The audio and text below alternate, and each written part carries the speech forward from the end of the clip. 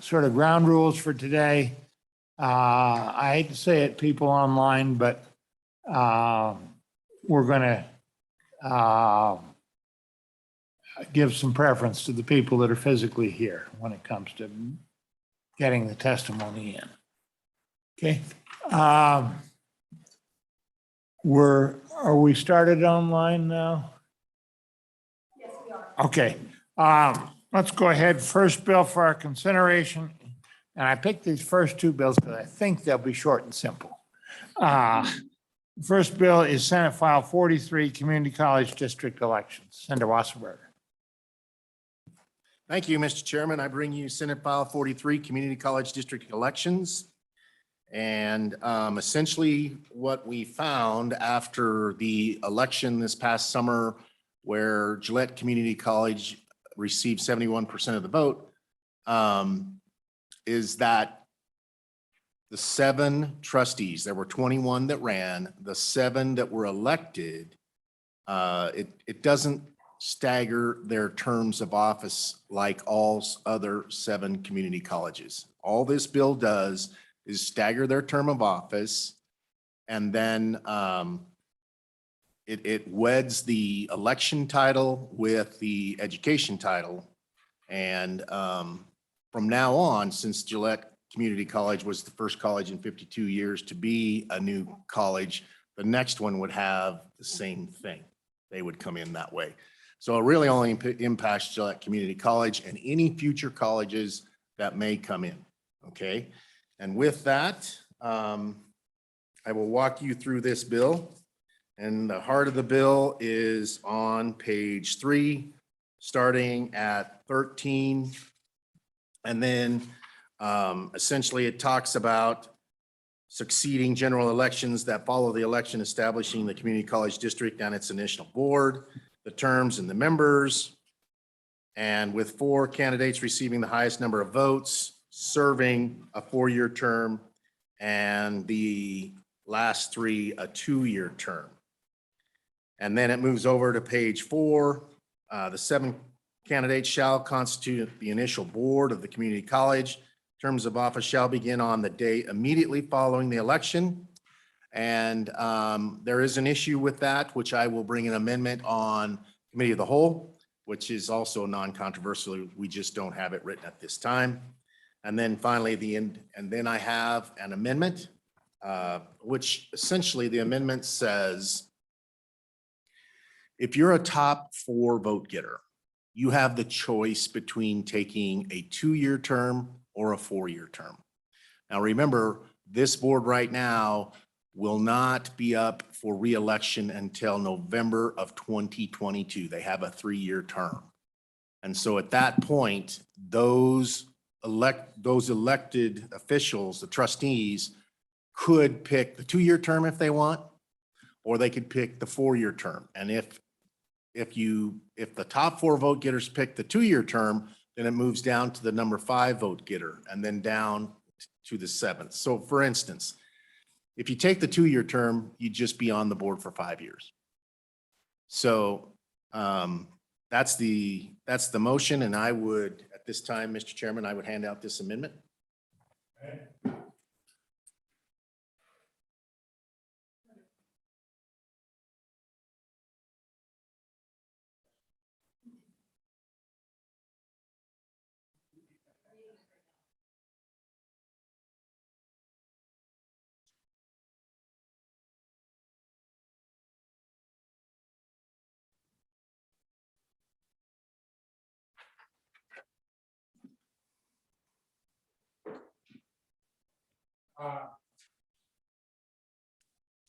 Before we go to the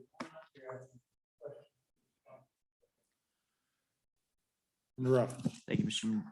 Briefly, Senator Wasserberger, I don't see how this legislation addresses the Gillette College and what has already transpired. Can you point me through the process of how it applies correctly to your circumstance? Moving forward, it all makes sense to me if there were another community college district created, but how does it actually appropriately engage the election that's already taken place? Well, Mr. Chairman, I believe that is on page 3. And line 7 through 23.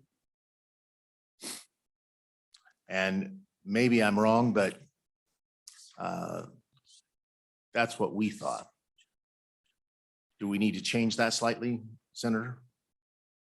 Mr. Chairman, in the interest of time, I'll just double check later and read it through. I have no objection to this concept. I just want to make sure that it works correctly for you. So I'll do that later. And Mr. Chairman, we will certainly welcome that amendment if we need it. We just need to get this right. Agreed. Senator Ellis. Mr. Chairman, maybe the solution too is saying that this applies retroactively. With that clarification,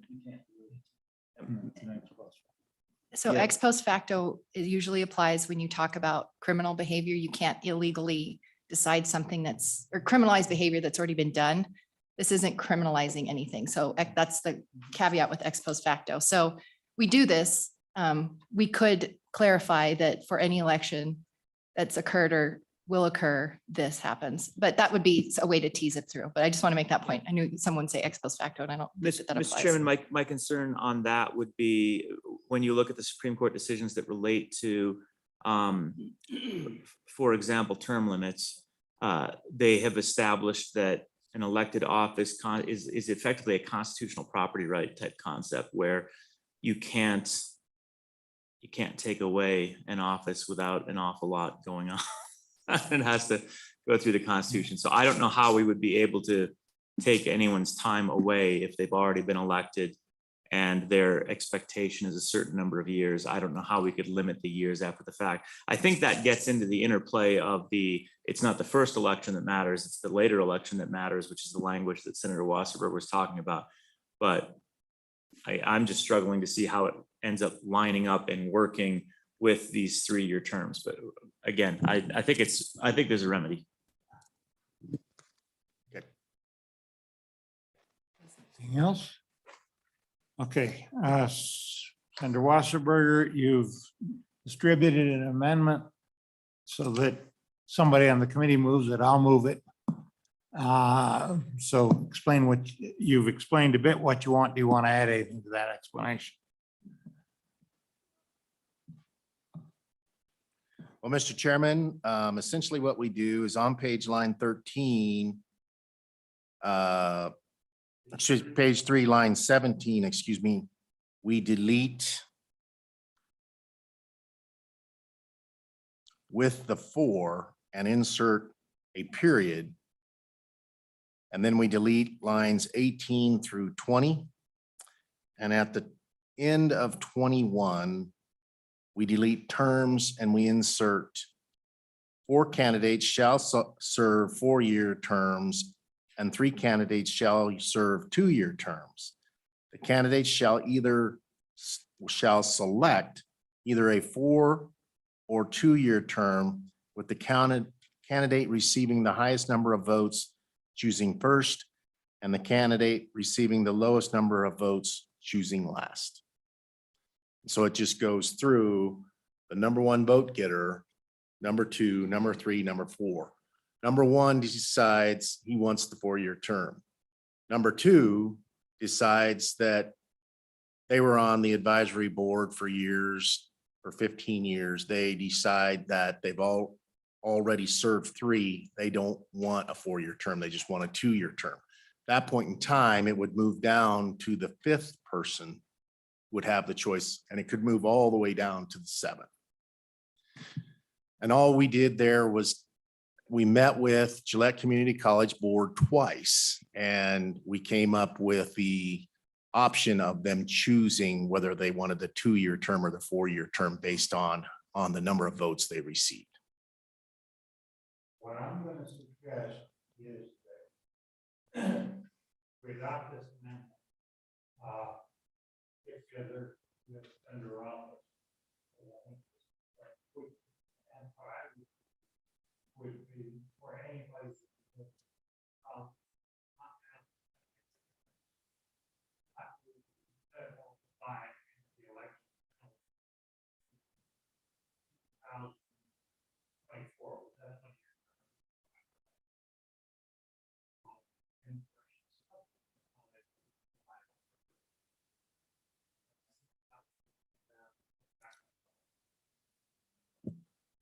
unless somebody wants to do that right now, right here. I'd rather have it, the two of them talk it out, and make sure that's right. But that'd be my suggestion, how to handle it. Mr. Chairman, Senator Ellis. I would agree with that. I am a little uneasy about this language just because getting to pick the term then is on the candidate. I think a cleaner approach would be the two top vote getters get the 4-year term and the bottom two. That way you just clear up any ambiguity over what someone wanted or didn't want and how they declare that and make that known. So that I'm going to reject this amendment at this time, just because I think, ready for the floor and a committee of the whole amendment, maybe we can work out something we all like a little bit more. It would.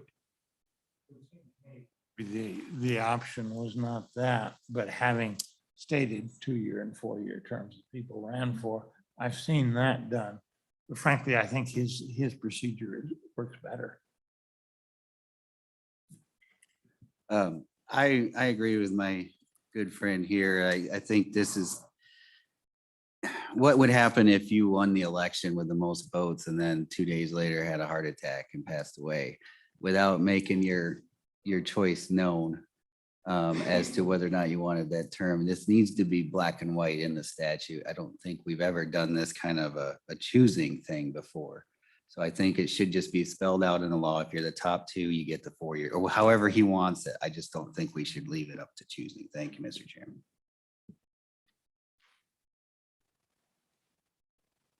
Okay,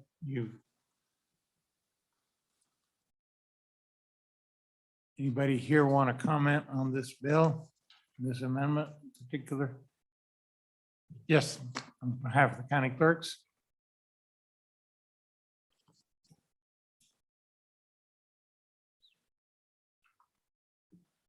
Good morning, Mr. Chairman and Senators. I'm Mary Langford, and I have the honor of representing the Wyoming County Clerks Association.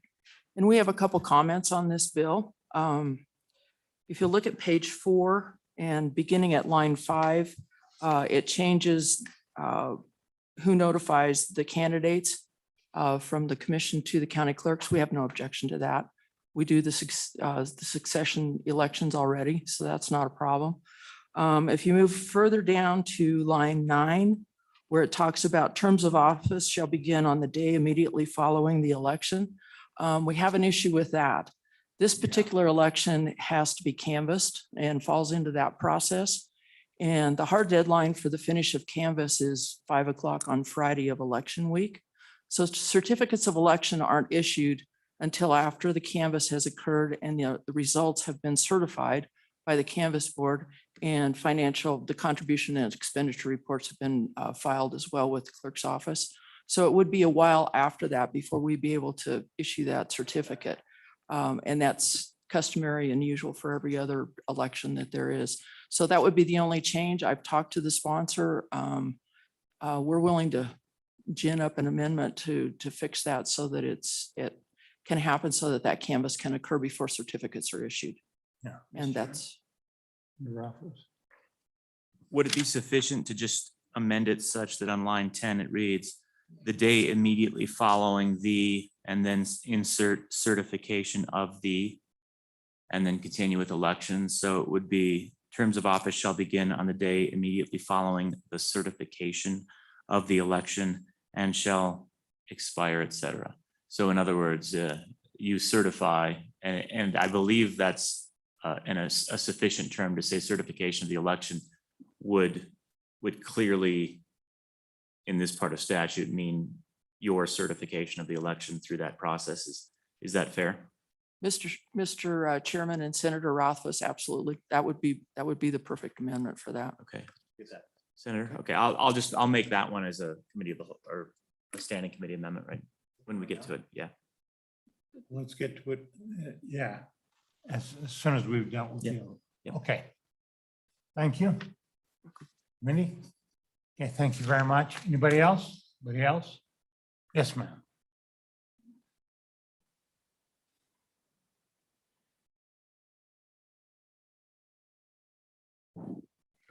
Good morning, Mr. Chairman, members of the committee. I'm Sandy Caldwell, Executive Director of the Wyoming Community College Commission. I only want to speak briefly on this bill. This bill certainly is one that is a fix As you heard the good senator discuss, there were some complications on how the terms could be done. We really couldn't provide any direction on that. We ultimately had to send them to the Secretary of State and have them confer with their own county attorney on how to manage the staggering of the terms. The other community college districts already had those in place when this was established, which created those challenges. So our interpretation in our guidance and working with the AG's office is that we do think this is a fix. I do want to mention briefly the change of notification from the executive director of the Community College Commission to the county makes sense. I will tell you it was awkward for me to have to get the certified election results from the county clerk so that I could notify the newly elected trustees. This would actually put it back like every other election, as you just heard from the county commission. So I just wanted to mention that I really can't opinion on any of the other amendments until I can see them. Our understanding is the way it is written now, it wouldn't fix the current situation with Gillette, but it sounds like you're working on an amendment to address that complicating issue that they did experience. Thank you very much. Anybody else? Anybody else? Okay, we'll just deal with the First Amendment that Senator Wasserberger has brought for us. It's been moved. And I do think that it needs to have a look to maybe see, does it need to be modified? Question is, should we adopt it now or should we put it off and let them work on it and bring it as a committee of the whole event? What does the committee think? Mr. Chairman? Mr. Chairman, I'm inclined to agree with my colleagues that I don't favor this approach. I like what's in the bill better now, where it honestly requires that the top vote getters be 4 years and then the next few be 3 years. If any of those top vote getters need to vacate their office, they're always free to do so. So there's nothing that holds that back, and then that would just trigger an additional election. But I think the cleanliness of it, if you're elected as one of the top 4, you're going to be getting that position. If everyone knows that going in, they'll be running based on that assumption, and allowing a choice after the election for the number of years you get. I agree with my colleagues. That's just, we don't like, I don't like that squishiness in statute for an election. So I wouldn't want someone to talk someone out of it either, right? Mr. Chairman, for that reason, I think I'm going to vote no if we're voting on this amendment, just so we can take one crack at it and one big amendment on the floor.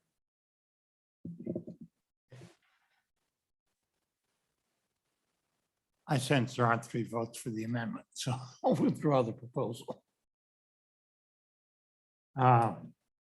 The next one came up, you have a specific Senator office. Yes, thank you, Mr. Chairman. I move on page 4, I move to amend on page 4, line 10,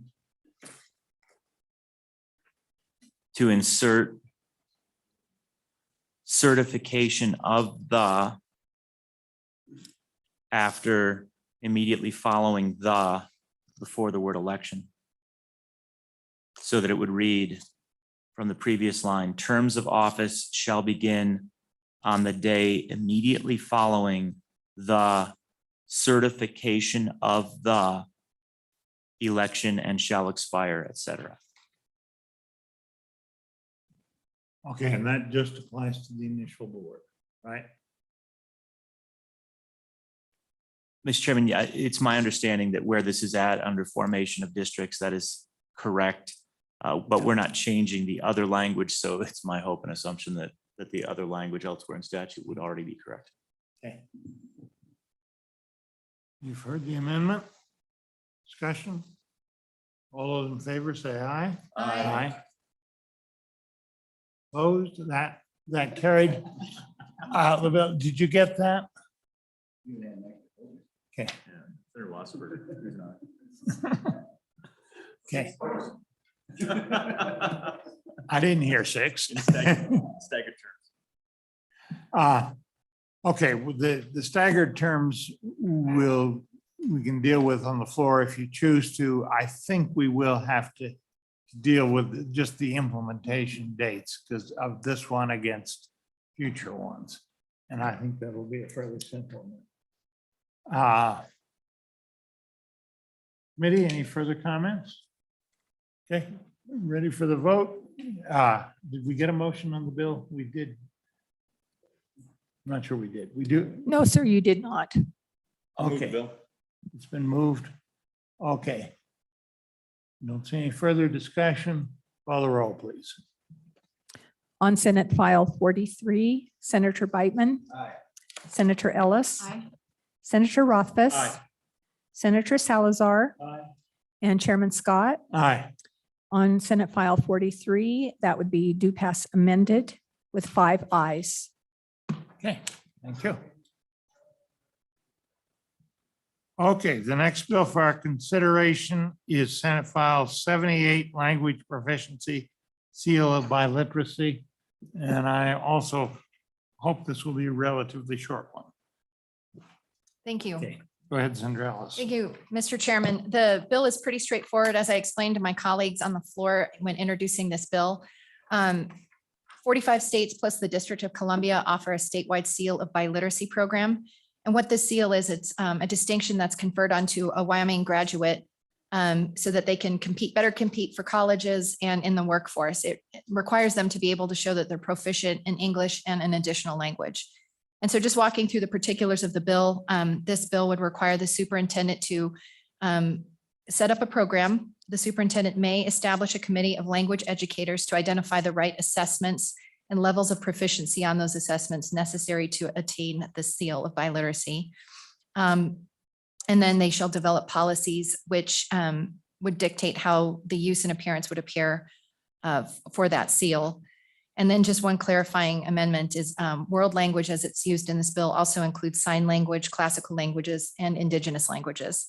And so the rest of the bill is codifying, or not codifying, it would add to the powers of the boards of trustees that they're able to confer this Wyoming seal of biliteracy. I know there's some people here from that wanted to speak to this bill. They can answer more of the particulars about, what's used and what the criteria that's used into establishing a student's proficiency.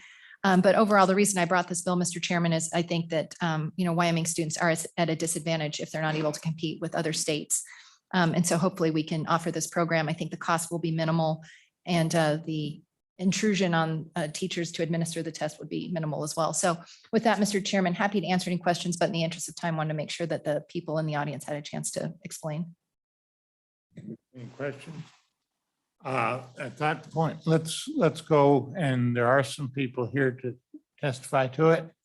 And be warned, audience be warned, I cannot see a portion of the audience that's behind the pillars. So when seeking recognition, give me a break on that. I had over, who do you want to send it now? Okay, bring you guys up.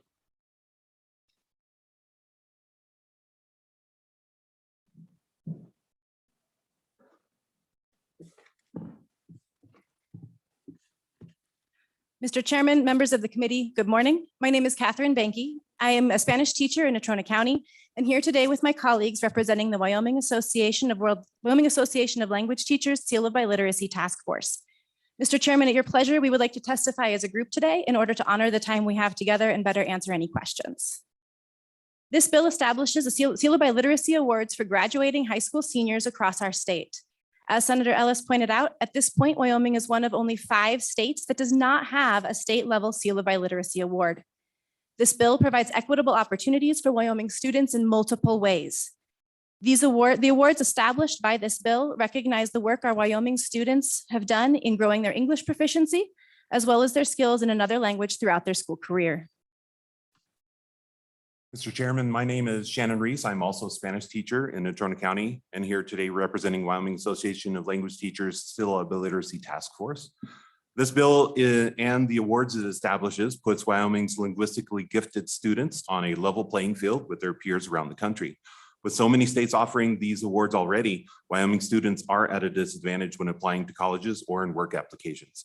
Many students come to our classrooms every day who use languages other than English in their home and in their communities. Many of these students are currently unable to show evidence of their language skills after high school, and as they don't enroll in high school language courses, nor have the opportunity to do so if their home language is not taught in their schools. These awards are also natural capstone for our growing dual language immersion programs around the state. Mr. Chairman, I'm Sarah Evans. I teach French here at Cheyenne Central High School. This bill also serves the needs of our Wyoming businesses by establishing a concrete measure by which they can know the skills of someone that they are looking to hire. As of 2019, the largest industry reported skill gap in world language nationally was in construction. According to a survey of local Cheyenne businesses last year by our LCSD One Workforce Partnership Facilitator, this same shortage is a problem for our local construction businesses, including Simon Corps and Ryman Corps, who are both struggling to hire qualified candidates to management positions with needed skills in English and Spanish. So this would establish a concrete measure by which they could see the candidate has the skills that they need for the workforce. Mr. Chairman, thank you for your consideration of this bill. We'll stand for any questions now. Thank you, Mr. Chairman. I was wondering if the panelists could talk a little bit about the cost to administer this program, the burden that might impose on the districts. We want to make sure we're aware of what this means. Mr. Chairman, Senator Ellis, the bill does provide a lot of flexibility to the Wyoming Department of Education.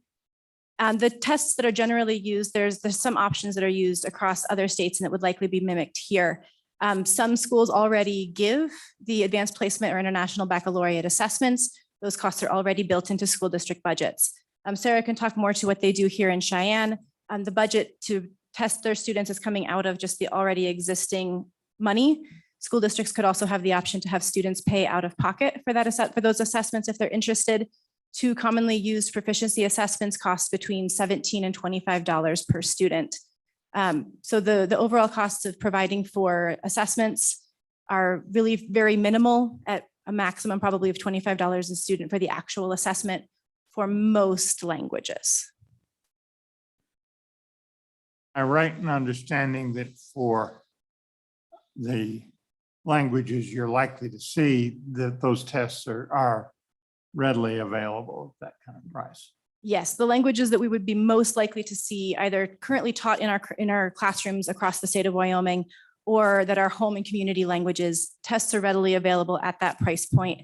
There are also ways that other states have done that we've looked into as well, where students could provide a portfolio for a less commonly spoken language. And then we can find someone that can, a language teacher somewhere in the United States can evaluate that portfolio to show their proficiency level. For those language outliers, it's especially important for them, I think, that they do have the opportunity to earn the seal of biliteracy and have that documentation of their language abilities for those less commonly taught languages.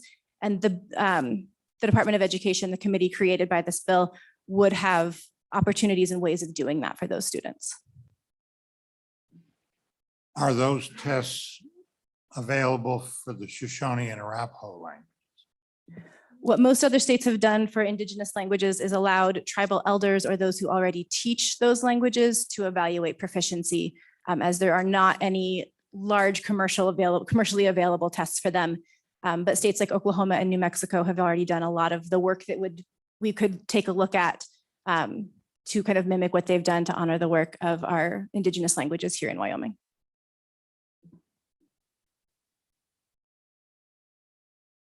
Okay, thank you very much. Thank you very much. State Department, is there anybody here from the State Department of Education who wants to speak to this?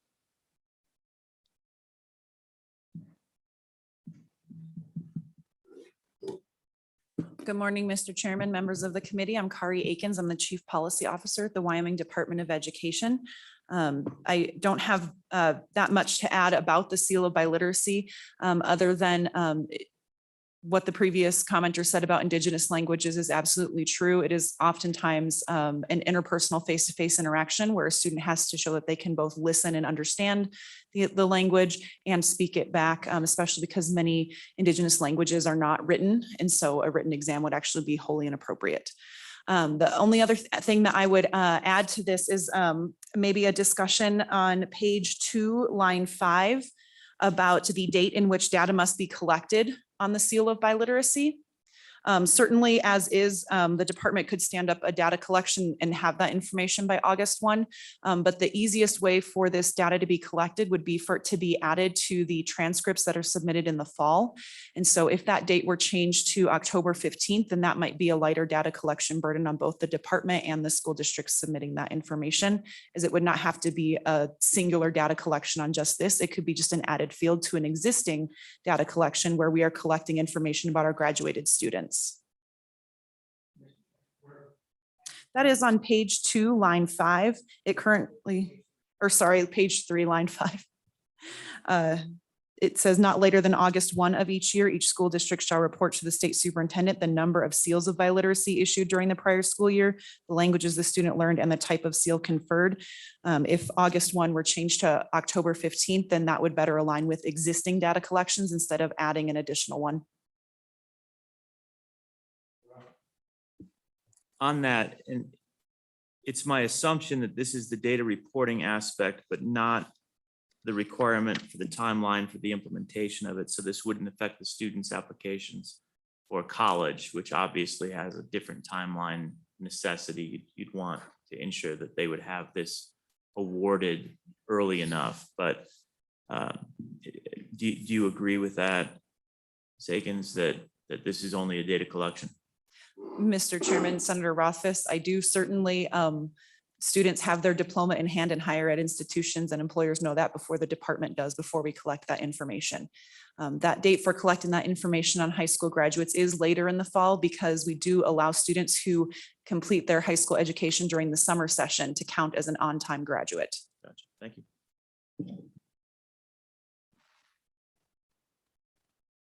Thank you, Okay, Mr. Chairman. Thank you very much.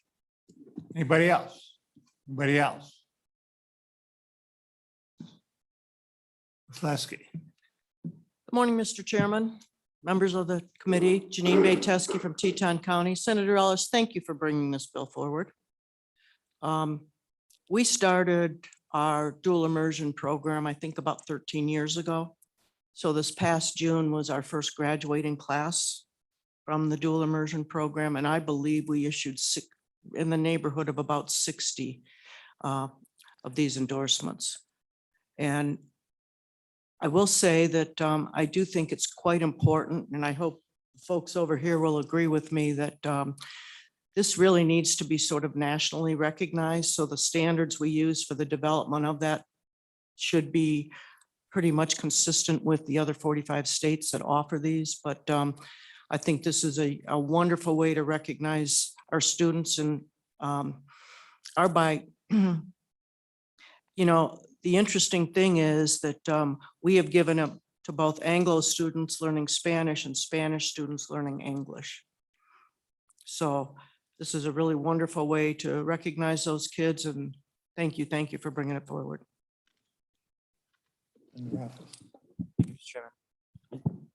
Janine, one thing that we hear on legislation like this from time to time is, well, if a district's already doing it, then why do we need the legislation?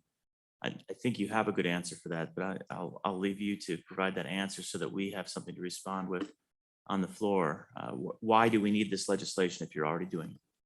Well, I mean, I think it's great to formalize it here so that we get recognized as 46th state that has this program, not just 45, and make it more available across the state maybe, and maybe other districts will pick up on it and want to do it as well.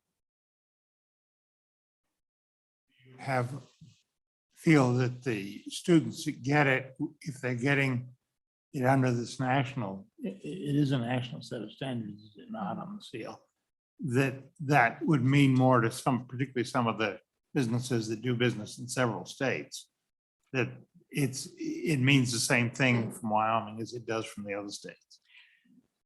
Mr. Chairman, I hope so. That's an interesting question, and it's something we're watching.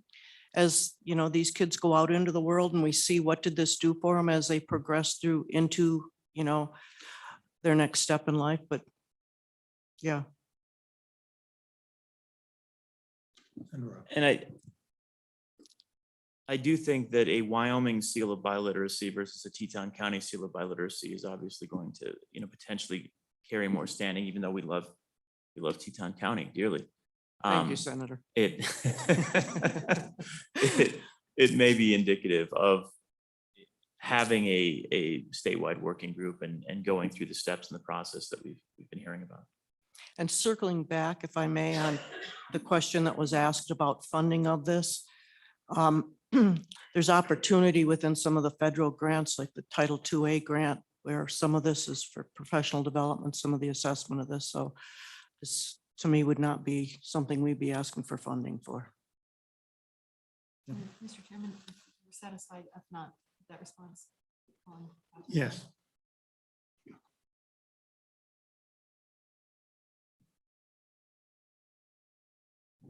Mr. Chairman, Senator Rothfuss, Catherine Banky again from the Wyoming Association of Language Teachers. I have an additional piece of that answer to why it's important to have a statewide seal of biliteracy in some of our districts, Laramie County included. They're in the understanding that a seal of biliteracy cannot be added to a transcript unless it is somehow officially codified through either legislative work or work through the Department of Education. So if a student so far in Cheyenne has earned a seal of biliteracy and they have the certificate, but they don't have anything actually official to make that happen. And the same is true of like cords or a medallion to wear at graduation in some districts. There has to be an official something somewhere that establishes it as a statewide award in order for that to be part of transcripts in some districts. I know Teton County does have it on their transcripts from what the Jackson Hole High School principal has told us, but that's not the case statewide. Thank you. Okay, thank you. Okay. Anybody else on this bill? Anybody else on this bill? Yes, sir.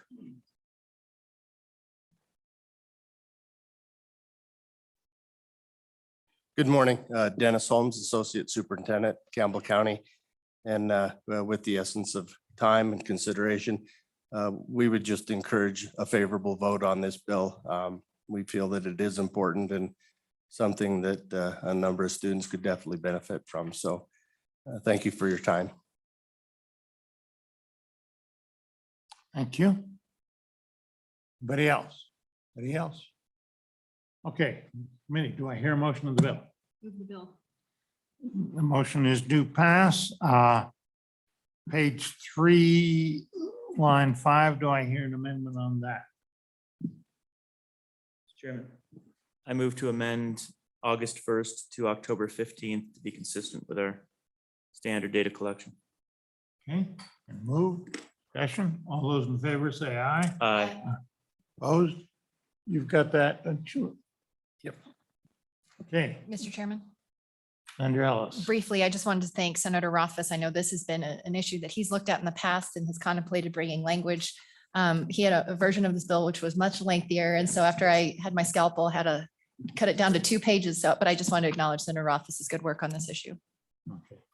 Glad to see the members of the committee working cooperatively. Okay, further? Seeing none, call the roll, please. On Senate File 78, Senator Beitman. Senator Ellis. Aye. Senator Rothfuss. Senator Salazar. Chairman Scott. Aye. It is on Senate File 78, 5 ayes, do pass amended. Okay. Yeah. Next. Senate File 51, Fairness in Women's Sports Act, Senator Schuler.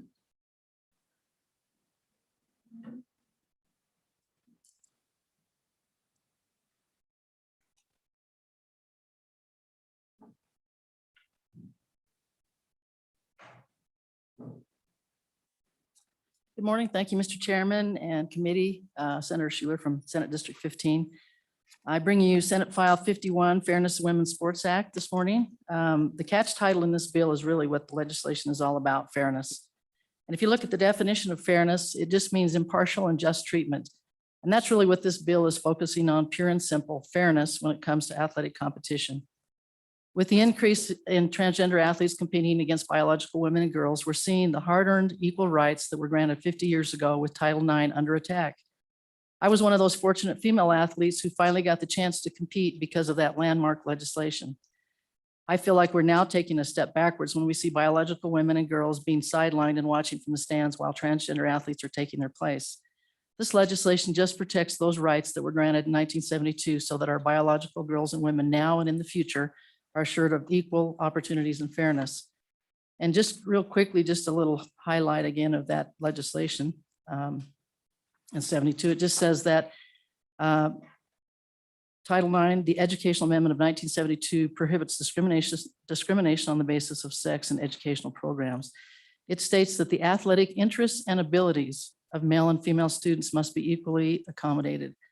Colleges and universities have a little bit of discretion in selecting the methods for determining the athletic abilities of their students as long as the methods are non-discriminatory. But they must provide opportunities for competition which equally reflects the competitive abilities of male and female athletes. It's just a little highlight of Title IX. Scientific research continues to point out that males have physiological advantages in athletic competition. They have greater height and weight, larger and longer bones and stronger bone density, larger muscles, larger hearts, more lung capacity, increased speed and agility, which gives them innate physiological traits, which gives them certainly an athletic advantage over women. This is the reason we have women's sports, and this is why we're not forced to compete against men. Evidence shows us that suppression of testosterone in a male does not substantially eliminate those advantages. Males generally have about a 10 to 50% achievement advantage depending on the sport. There was a study done by the Air Force, and it showed even with 2 years of testosterone suppression, males would still have at the very least a 15% advantage in a long distance race. Despite 12 months of hormone suppression in that same study done by the Air Force, males still had a 50% greater leg strength than females. So if you were to take the top US female sprinter, Allison Felix, there would be over about 250 or more high school boys with faster times and about 1,000 college men who would run faster. There's another example of a person who actually back in 2019, their time actually decreased after testosterone suppression. Cece Telfer, who ran as a male athlete in 2016, ran the 100 in 12.38, and after transitioning ran the 100 in 12.24.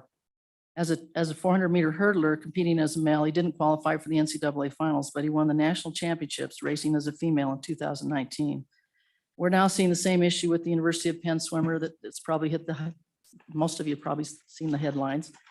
As a male, he was ranked 462nd in the NCAA, but as a transgender athlete, she's ranked #1 in the NCAA.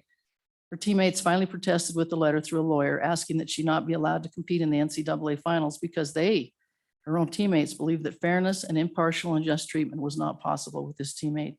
She recently, just this weekend, broke a number of Ivy League records. Now, the Wyoming High School Activity has a policy, it's called Gender Identity 6.8.0. Their policy really opens the door to unfair competition as a male right now could identify as a female at any time and compete in any female sport as long as that individual school made the decision to approve it. So a high school boy could compete in the indoor track season and identify as a female and run against the girls in the outdoor season. There's a court decision right now in Connecticut that had that same outcome, and 2 girls were left off the podium as a result. So in Wyoming schools, if there was an appeal, then a committee would make that final decision. I really think it would be a no-win situation for that committee and also for the biological females who could be put on the bench. For competition to remain fair, we must ensure that only biological females are competing in the female category. We can't ignore science and biology. When we ignore that, we end up putting biological females in situations that are physically not safe for them. Every transgender athlete or male athlete who identifies as a female destroys fair competition for biological females. They displace girls and women, and they take away playing time, recognition, scholarship opportunities, and potentially have some of those same biological females decide to drop out of sports. I think we should care about their mental state as well if they end up giving up sports because competition is not fair. Federal courts have recognized that it is constitutional to provide separate programs and opportunities based on biological sex, and that's designed to ensure equal opportunity. This legislation, this bill, just simply states if you are a male at birth, based on your official birth certificate, then you compete athletically as a male. There are other opportunities for transgender athletes to compete as long as they on mixed sex or co-ed teams where biology is not a factor. And then page 3 and 4 of the bill basically just go over causes of actions and remedies for students or schools who may suffer from the violations of this chapter. Lastly, as I finish up here, I actually interviewed a couple of students, female athletes, and I just asked them at a basketball game, would you feel okay if this young man over here on this team competed against you next year? And they said, well, that can't happen. And I said, yes, it can. With the high school activities bill or their handbook rule, basically he could. And they said, well, that's not fair. It's the first thing they said, it's not fair. That's not right. I said, well, couldn't you handle that? And they said, no, we'd all fall out. Every one of us would fall out.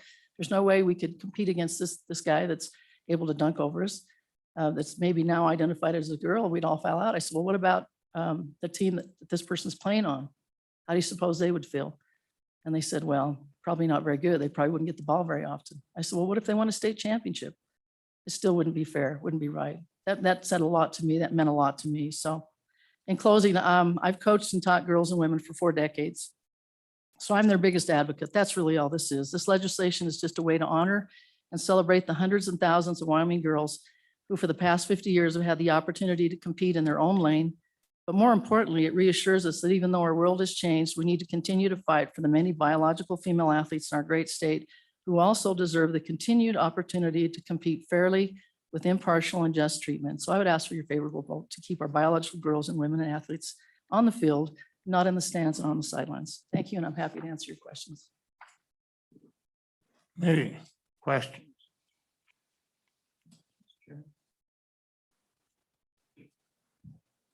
Mr. Chairman? Oh, thank you. Senator Schuler, I do have a couple of questions. And Senator, you mentioned that you had talked with a few basketball players, some women around the state. Have you had any conversations with any transgender athletes around the state of Wyoming? Thank you, Mr. Chairman. Senator Ralphus, that is one thing I actually tried to do this weekend. I knew of a friend who had a transgender athlete, and I tried to get in touch. I really did want to get their perspective as well, but I didn't get an opportunity to do that. So that's a good question. Thank you. And a follow-up on that. I understand that we've seen some national headlines and some of those were mentioned in your discussion.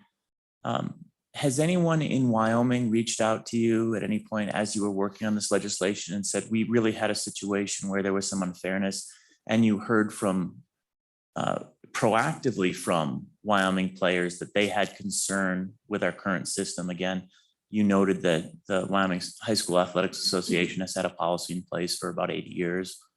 It's my understanding that it's held up as the gold standard around the country as the fairest and most appropriate approach, which is an individual approach, providing local control to the school boards, providing direct feedback and the ability to weigh each situation, recognizing that not all situations we're talking about are the 6'8" basketball player that can dunk. I don't think anyone would be threatened by my basketball prowess, for example, under any circumstance, even on the best of days. Where we have a high school athletics association policy in place that would recognize that maybe I'm not a direct threat to anybody under any circumstance. So who reached out to you that made you feel that you needed to bring this on behalf of the people of Wyoming? Mr. Chairman, Senator Ralphus, good question. And actually, the reason I actually started looking into this was last year I had 2 moms that visited with me, both in my neck of the woods. They had daughters that had gone into another state west of us and competed. And the one mother was just, really upset. She said, my daughter's thinking about not going out for sports because it was in a track competition. Everything that she competed in, there was a transgender athlete that beat her bad. And she said, I don't know what to do about this. She said, do we have any legislation? Is there anything we can do about it in Wyoming? So I actually had 2 parents last year, which kind of got me thinking and looking into it. And then in visiting with a couple of, I've actually visited with 3 or 4 athletic directors, and we do have a couple of situations. It's not a lot yet, but there was one who had to field some calls from mad parents about a transgender athlete that was making the situation fairly unsafe in soccer against the girls. And they really felt like physically that they were in danger because of this athlete that was creating some problems because she was just quite large and bigger and faster, stronger than the other gals she was competing against. So we are seeing that issue. And one of the athletic directors I talked to just said, this just puts us in a bad situation, the way that the the high school activities rule is now, because we'll have to make a really tough decision that I don't want to make. You know, in my discussions, we do have some issues already in Wyoming. Okay, following up on those. So the first two though were a different state where they didn't have our policy, as I understand it. Is that fair? Mr. Chairman, Senator Rothfuss, they were actually athletes from Wyoming who were competing in a different state. And they are actually, I think, looking at legislation as well. I think there's about 31 states right now that are looking at legislation to deal with this. But again, they weren't participating or competing in the state of Wyoming, so they No. weren't subject to the Wyoming High School Athletics Yeah, Association. Mr. Chairman, policies. yeah, Senator Rothfuss, you're correct. So this other individual then, that was the parents of the soccer players. Did they pursue that? Were they aware of the High School Athletics Association policy? And is that something that you explored before bringing this legislation to see if it was a fair and appropriate approach? Mr. Chairman, Senator Rothfuss, actually, I had kind of scanned the handbook and I missed the little section there that had that. So again, I did not know until I started doing a little more research on it that we actually had a policy in place with the high school activities. But I do feel like their policy really has opened, there's just a gap area in there where I think there's a gray area that still will affect our female athletes. And Mr. Chairman, a final question on that. Gray area, sometimes we like those gray areas because we call it local control and we call it something like a one size fits all solution is not great for everybody. And then sometimes we like it when somehow we want this top-down solution. So I guess I would ask you why you see a bright line in this instance being a good standard as opposed to leaving it up to the local community and leaving it up to those discussions which are laid out where the High School Athletics Association provides a thoughtful process that allows engagement and feedback and exceptions, but still can lead to a situation where if students are in danger, that's exactly what it's for. Don't endanger students. I think the policy anticipates that possibility, but it also again anticipates someone like me potentially not being a threat. So why is this a case where an absolute solution for all districts, and it clearly says shall, there's no wiggle room, page 3, line 2, no wiggle room, no exceptions under any circumstance, doesn't matter what your board thinks, doesn't matter what the parents think. In fact, if every parent of every player on the team said, we would welcome this player, this legislation unambiguously says, no, I'm sorry, you violated Wyoming law. Why is this the right solution? Thank you, Mr. Chairman and Senator Rothfuss for that question. I think the reason is that we may have a small problem. It may be a handful of athletes this year. It may open the door to many more next year and the year after. And that's what I really think this legislation, why it's important. I think the situation is that we fought hard to get women and girls the chance to compete. I was one of those that was sitting on the sidelines watching my brothers and cousins compete, and I couldn't. And I just don't want to see that again with girls. It's not a huge problem yet in Wyoming, but I think it could be. I think it just opens the doors to possibly letting girls, not have an even level playing field. I don't want to see them quit the sport or not go out for sport because they don't think they can compete. I don't want to see that happen. I'm such a big fan of women competing that I want to see every girl and every woman who wants to compete have that opportunity and feel like they can go out there and compete and it be fair and it be just. And I just feel like this legislation it's one of those, I'm mostly a gray person, but in this one, I kind of have to draw a line in the sand and say, I'm going to take the side of the girls and the women. One more point, then I'm done. Okay. Yep. One more. Well, just following up, Senator, on that last point of providing opportunity. And I know that you've had an incredible experience in your lifetime with athletics, both as a coach and as an athlete, and that you feel strongly about ensuring that everybody has access to it. And that's what Title IX is obviously all about. And that in the 70s and 60s and before, it was a challenge for that equality, trying to make sure that you had appropriate representation, appropriate support, and support was needed. Have you thought through how it must feel for our transgender population and transgender community, where they're in that same circumstance that you were fighting in the 70s and the 60s for, where all they want is to have a team to fit in with, they want to be accepted, they want to be part of this great experience, and that legislation like this effectively tries to close that door so that they can't have the experience that you so dearly enjoyed? Mr. Chairman, Senator Office, yes, I have. I have so much empathy for every student I've ever coached and taught. I never had the opportunity to work with a transgender person or athlete, and I feel bad because I have no idea really what their perspective is. I do think, though, that we have a number of activities. In fact, after talking with the High School Activities Commissioner, we already have activities that transgender persons are competing in now, but it's mainly speech and debate, drama, those kinds of activities, and some athletics. I do feel like that there are a number of activities I mentioned before where there are co-ed activities, and biology is not a factor. It's not going to be an issue with, are they stronger? Are they faster? Are they going to hurt another female if they run over them or knock them down or whatever? Not that that can't happen with female athletes, but I just think there are a number of opportunities, may not be all the opportunities that they wish for. That's why I know it's got to be a tough decision to make, to decide to make that transition or to feel like you need to identify as a different gender. I certainly have empathy for them, and I do think there are activities out there that they can compete in. Thank you. Thank you. Thank you, Mr. Chairman. So Senator, let me ask you this. What has been the reaction in your district since you filed this bill? Because I know that I've been inundated in my district with the people who I work for on this bill. Tell me what your reaction has been. Mr. Chairman, Senator Salazar, thank you for that question. I actually, it's pretty much followed what the nation says. 75% of Americans believe that we should ban transgender athletes from competition. And that's pretty much, it's probably been almost 90%. And I've had a couple of nasty emails, just a couple. And that happens, in our area, but the majority of folks have been very supportive. In fact, not just in my district, but I had a couple of ranchers reach out to me in different parts of the state and say, way to go, we need to do this. They had daughters that played, or they have granddaughters coming up, and they were very, very supportive of it. I was kind of surprised to hear that, but yeah, it's been overwhelming from both school administration, teachers, the majority of them.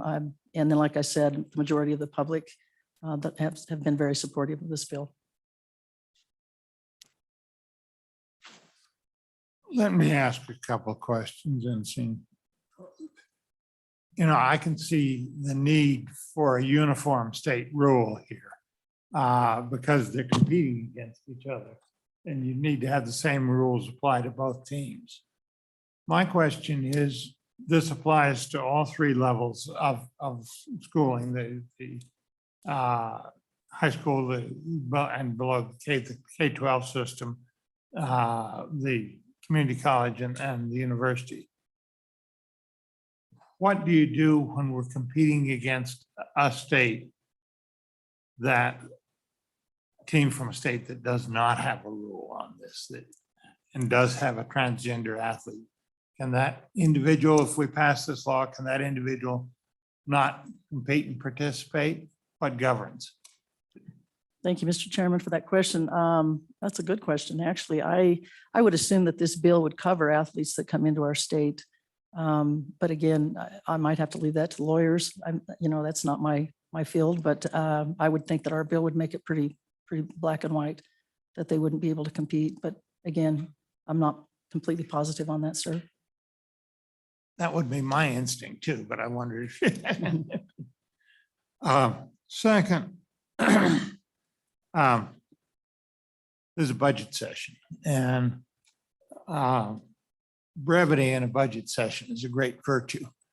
What would happen if we've got a good deal of language here about civil remedies and causes of action, legal things? Would we do any harm to the bill if we were to end the substance of the bill on page 3, line 9? So it forbids the practice and has the definitions in it, but then leaves the enforcement alone. I would think most of the enforcement would be entirely voluntary. We pass a law that people are going to obey it, but there would always be the possibility of getting some injunctive relief if somebody willfully wouldn't obey it. what would happen if we removed all the bill between page 3, line 9 and section 2 over here on page 5, line 4, which is the rules and regulations section, and dropped out this other as being a unnecessary complication? How would you feel about that? Yeah, Mr. Chairman, thank you. I, believe it or not, my original bill did not have any causes of action in it. I worked with another senator who actually wanted to bring the same bill, and we worked together, and actually the causes of action were in his bill. And so I kind of, decided that, okay, that I can live with that. It was more or less a compromise. I think this bill is so important, and it's important enough that if 2125-103 kind of muddies the waters, and if it would make the bill less apt to be able to pass, I would consider that a friendly amendment.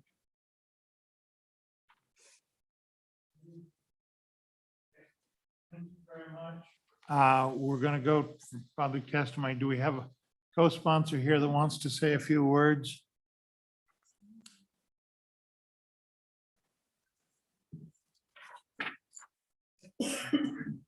Senator Steinmetz. Thank you. And the good sponsor of this bill did a wonderful job. I missed part of it, but she did a great job presenting on the floor the other day. There's nothing I can add, and it is a budget session. I'm carrying my budget around, so I will be brief. I just stand in strong support of the bill. Hope you'll pass it through so that we can work on it as a body. And just really do believe we need a statewide policy on this issue. Thank you, Mr. Chairman. You. Senator French.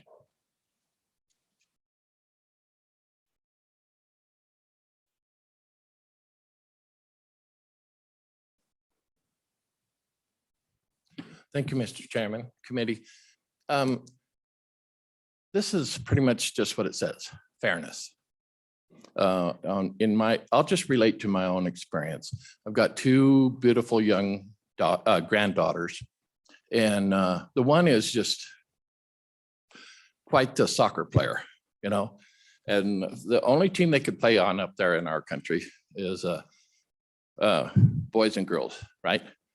Well, I've been watching her for years, and as they have been getting older, and the boys are getting older, the boys play pretty rough, play so rough, and that's fine. I'm not criticizing those boys, but my granddaughter finally, they just took the thrill out of playing soccer, took it away from her because she's just getting the tar beat out of her, and that's this bill addresses that, because as they go through K through 12, it only increases. I think this is a very good bill. There was a question earlier. I think Senator Rothfuss maybe brought it up about the school districts or whatever. And I asked our 3 school district boards in our county how they felt about it.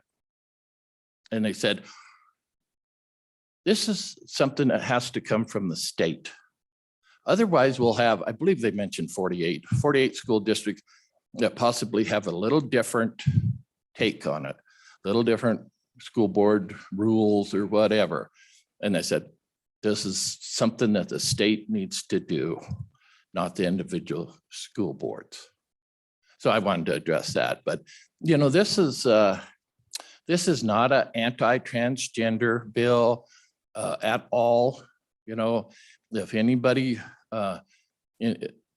like Senator Schuler said, they can play in these co-ed teams and stuff, and hopefully have a good experience, whatever sport they're wanting to play.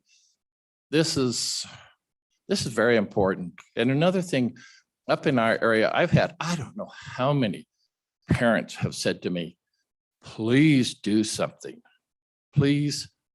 And when those parents of little girls, they look you in your eye and they almost tear up, please do something. And it has an impact on you. We want those girls to enjoy the sports all the way through college. We want the boys too, the transgenders, we want them to enjoy opportunities they can have too. So I'm just here to strongly support this bill. Thank you, Mr. Chairman. If the bill were the opposite as a statewide solution where it ensured that all transgender athletes had equal access to sports, would you be here and would your state board, or excuse me, your local board of education be advocating for local solutions and flexibility? Because it tends to go that way, where when the bill is supported that is consistent with what the folks you talk to back home believe, then it's good to have a one-size-fits-all solution. My school board's not going to support something like this, right? We live in different districts. We talk about this a lot in the legislature. And your district might be very comfortable with a shall not and providing smaller opportunities and smaller access to this group. My district, my school board feels quite the opposite. So if your school board is comfortable with this approach and it has quite a bit of control, and again, with the Wyoming High School Athletics Association provides that as local control, it seems like things will work out consistent with the interests of your community if the community is the entity that's making the choice. The only difference being that my community would get to choose differently with its internal athletics. So I guess there's my first question. I have a follow-up, but how is the one size fits all a good choice when we could have a solution that actually met the interests of my community and your community differently? Well, I think that's, and I may not be able to answer as Senator, but I think that's precisely why they wanted a uniform thing from us coming from the state. Now, if there's in your community they don't agree with, there may end up in some kind of legal challenge to it, is what I suspect. Do they want a one size fits all solution from the state that doesn't agree with them? I mean, that's what I always find. Like if this bill were exactly the opposite, would your folks back home be saying, well, I don't agree with it, but thank heavens there's a one size fits all solution for the state? We did not discuss that. Okay. Yeah. And Mr. Chairman, one other question, and this gets back at a discussion that Senator Schuler and I had. The points you were making was that you were making were based on the idea that our transgender athletes would have some access to co-ed activities and some access to certain activities, but the motivation gets back to Title IX, which is equal access for all.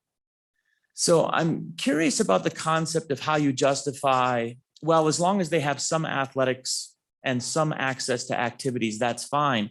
But that's literally antithetical to all of Title IX, and everything that Senator Schuler fought for in the 60s was not some access, but equal access for all. So how do those two concepts mesh with one another? I think the school boards, they can choose to have whatever sports they have, and they can do the co-ed or the mixed sports. And I feel that gives the transgenders an opportunity to compete. I think the other address the inequality way back between men and women, boys and girls, on the Title IX. So I don't know if that's a good answer to you, but I think they have the opportunities there. Each board can say, all right, we're going to have a mixed or a co-ed soccer team. Now, boys can enter that, girls can enter that. Transgender community, they can enter that and play. There's no argument, no discussion. Or they can say there's a boys wrestling team, there's a girls basketball team, there's a mixed basketball or co-ed basketball opportunity out there for everybody.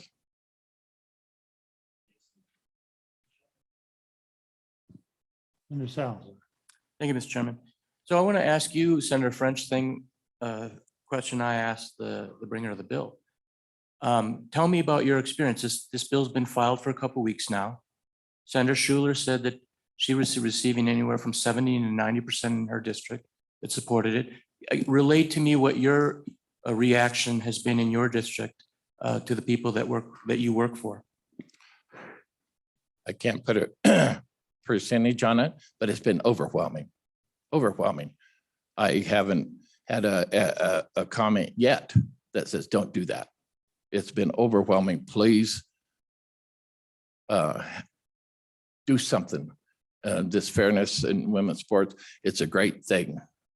And it's been overwhelming support for it.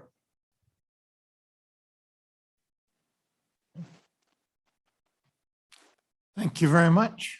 Thank you, committee. Okay. Now I'm going to ask if the State Department of Education, and I think we do have somebody online from the State Board of Education. We'll ask the State Department of Education first and then them second, and then we're going to go to everybody. Okay. Yeah, behind the pillar, the state superintendent.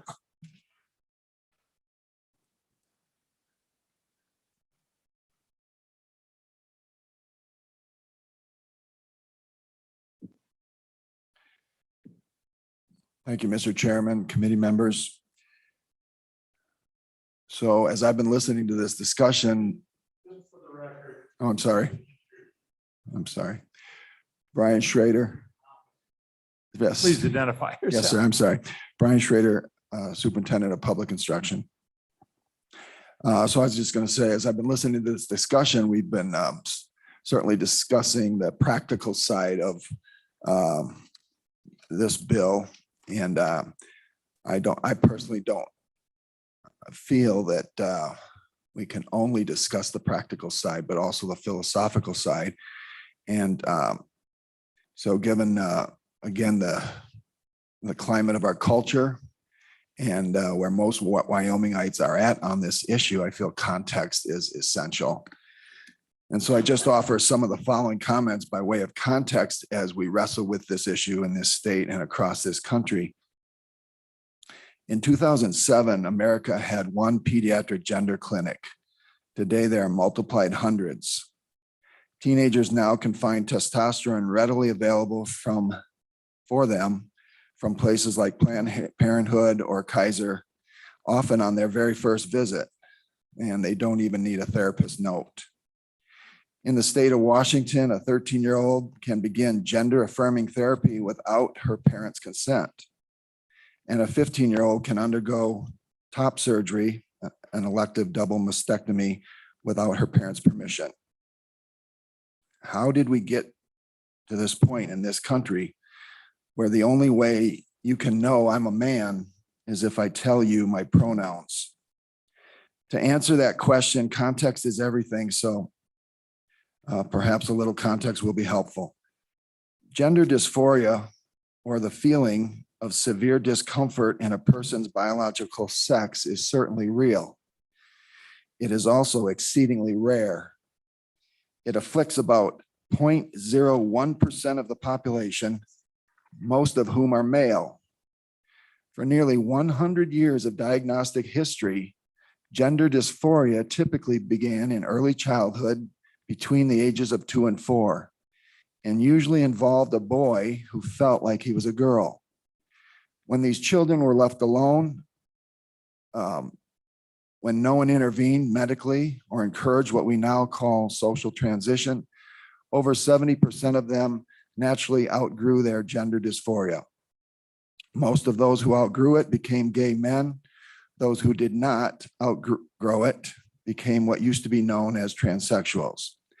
They did not believe they were women, but they felt most comfortable presenting themselves as females. Today, however, we don't leave these children alone. Instead, the moment children seem not to be perfectly feminine or perfectly masculine, we label them trans kids. Teachers encourage them to reintroduce themselves to their classes with new names and new pronouns, and we take them to doctors and therapists who affirm their diagnosis and help them medically transition. But even though we have a nearly 100-year history of scientific study of gender dysphoria, and even though it has been diagnosed almost exclusively in young children and mostly boys, over just the last decade, a large number of teenage girls have begun to claim they have gender dysphoria. Prior to 2012, there was no scientific literature on gender dysphoria amongst the teenage girl population. Now there's the sudden spike, what they call rapid onset gender dysphoria among teenage girls with no childhood history of gender dysphoria. And this spike is happening not just in America, but all across the Western world.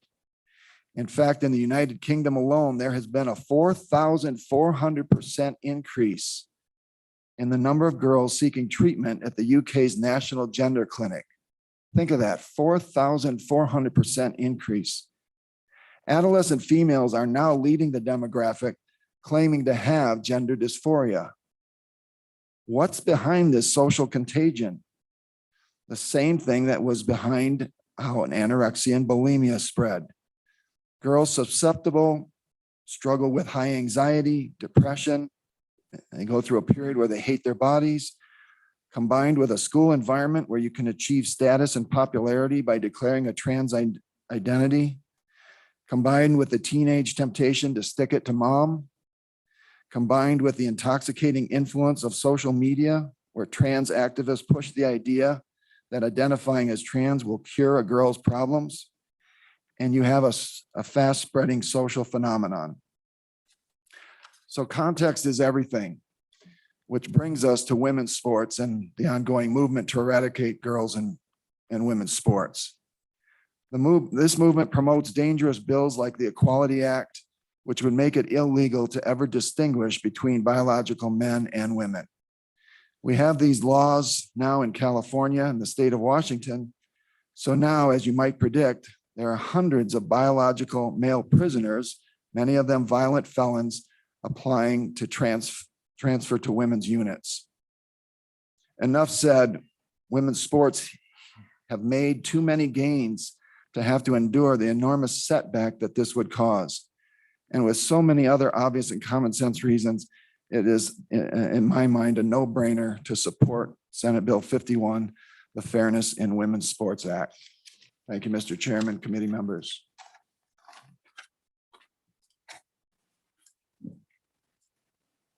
Okay. Thank you very much.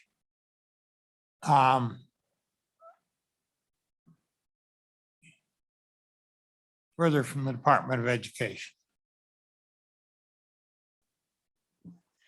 Mr. Chairman, I just wanted to make sure you're aware that Diana Clapp, the State Board Coordinator, is online and ready to make public comment. The state board, yeah, that's where we're going next. Okay, that's And it. Mr. Chairman, her comments may have questions for me, so I may just sit here. Okay, go ahead. Let's admit her if we can.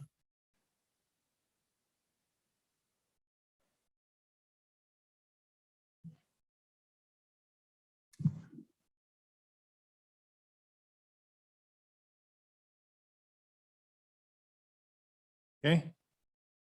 Have we got her? Can we reach her online?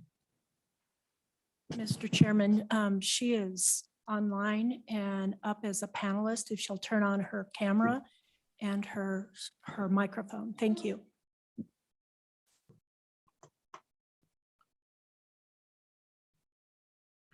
Yes, Mr. Chairman, members of the committee. Okay, go ahead, proceed.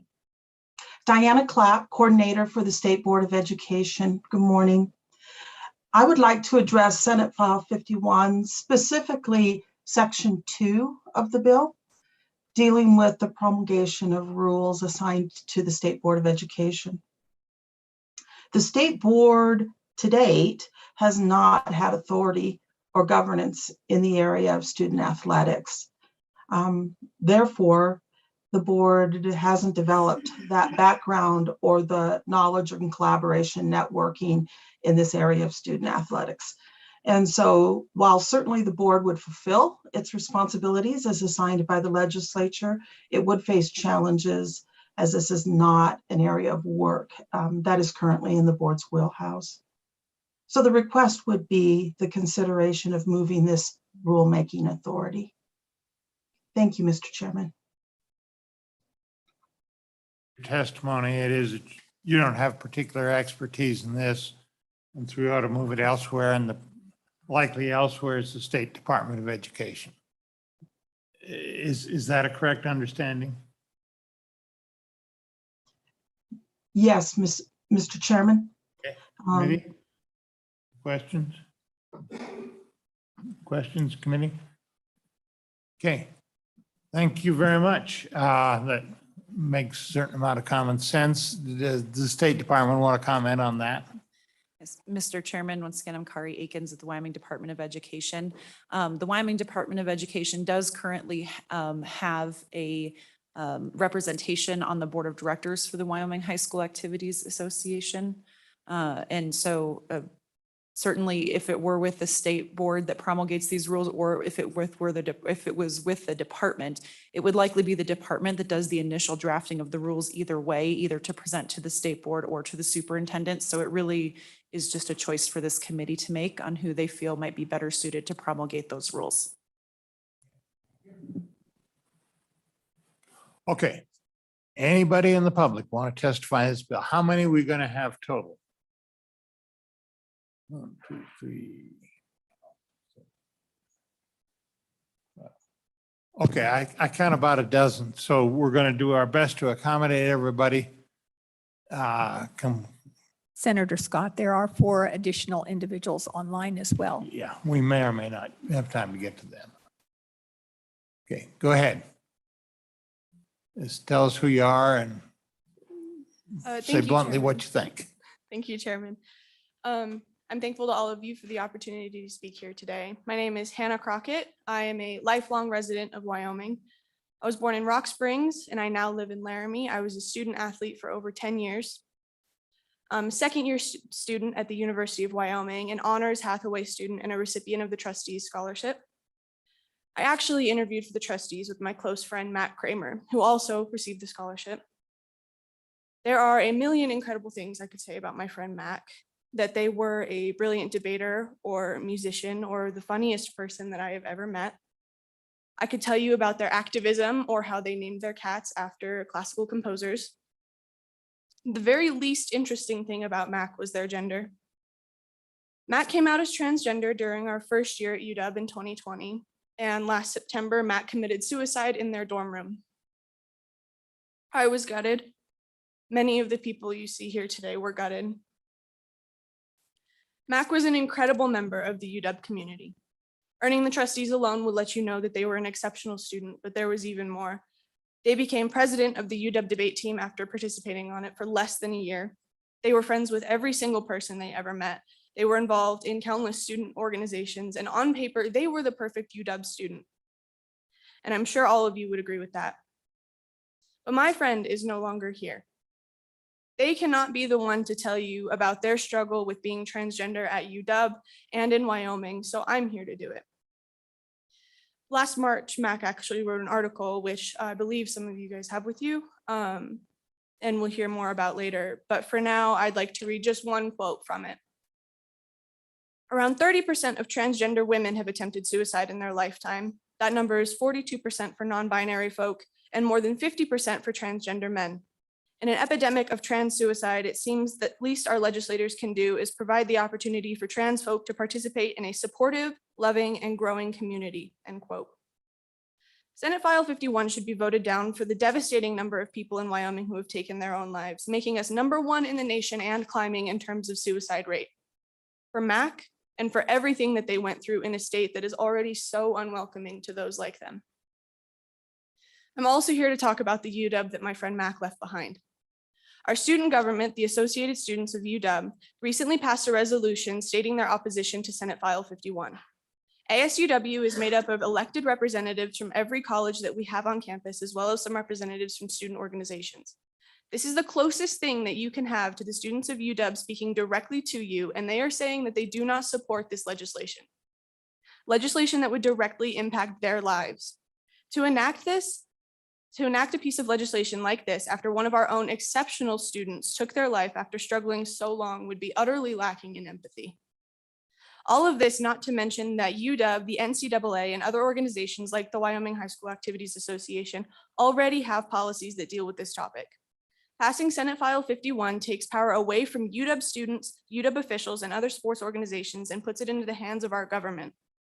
I truly believe that this committee does not want to take power away from local actors, and I hope that you all choose to recognize the legal precedent that this would set for our state. I could continue for hours about the reasons that Senate File 51 should not be passed, but for the sake of time, I will stop here. For the reasons of transgender suicide rates, for fair representation of UW students, for preserving local power, and in honor of my friend, I urge you to vote down Senate File 51. Thank you again, Chairman and committee, and I stand for questions. I'm going to take all three of you and then throw it up in questions. Okay. Thank you, Chairman Scott and committee members. Hello, my name is Perry Henniger, and I'm a sophomore at the University of Wyoming. I majored in political science and minored in criminal justice. On top of that, I'm a sprinter and hurdler for the UW track team. I've run track for over 8 years and played many other sports for longer than I can remember. For the past 15 years, I participated in softball, basketball, cross country, volleyball, and soccer.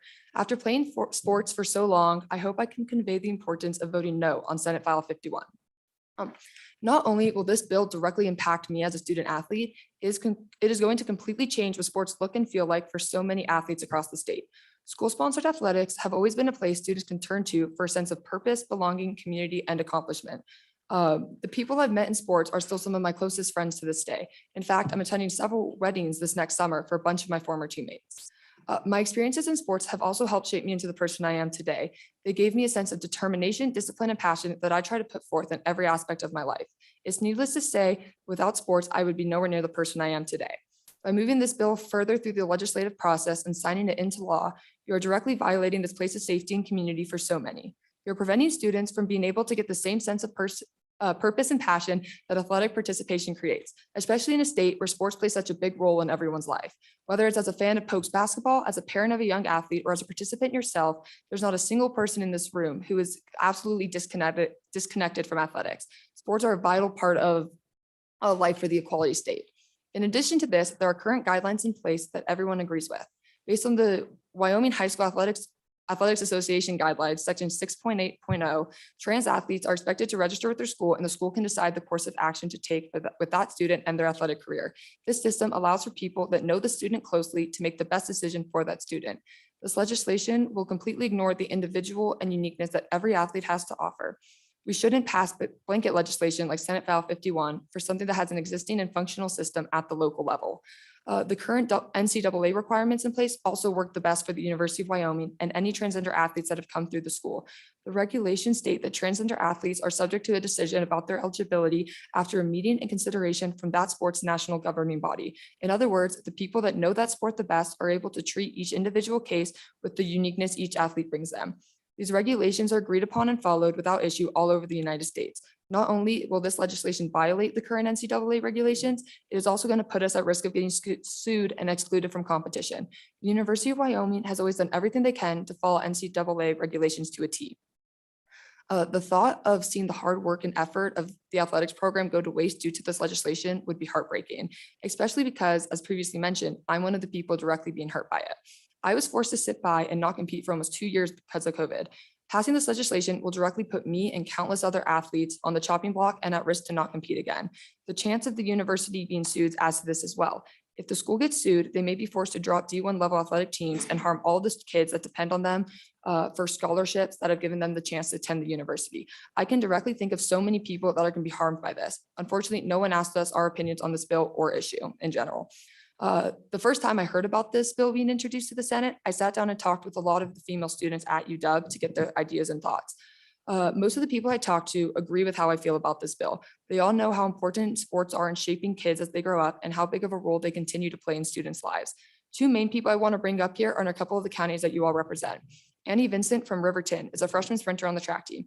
She's very passionate about making sports a safe place for everyone. In our discussion, she constantly stated, and I quote, "I just want sports to be safe and open for everyone," end quote.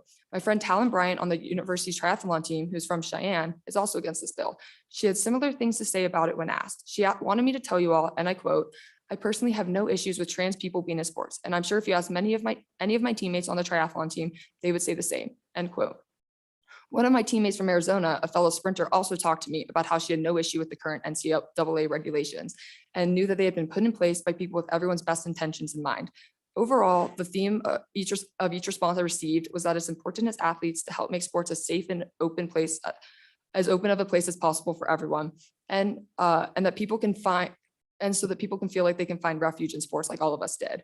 To truly create a level of fairness in sports, we have to look at and consider so many things. This bill isn't creating fairness, but is instead acting as a reason for the government to prevent people from getting the experiences they need and should be allowed to partake in. Senate File 51 is going to directly target and affect athletes all across the state of Wyoming, whether they are trans or not, and is going to play a role in worsening the mental health of so many trans kids in the state. I ask you, please consider what I have to say and vote no on this Senate file. Thank you so much for your time, and please feel free to reach out to me with any questions. Thank you, Chairman Scott.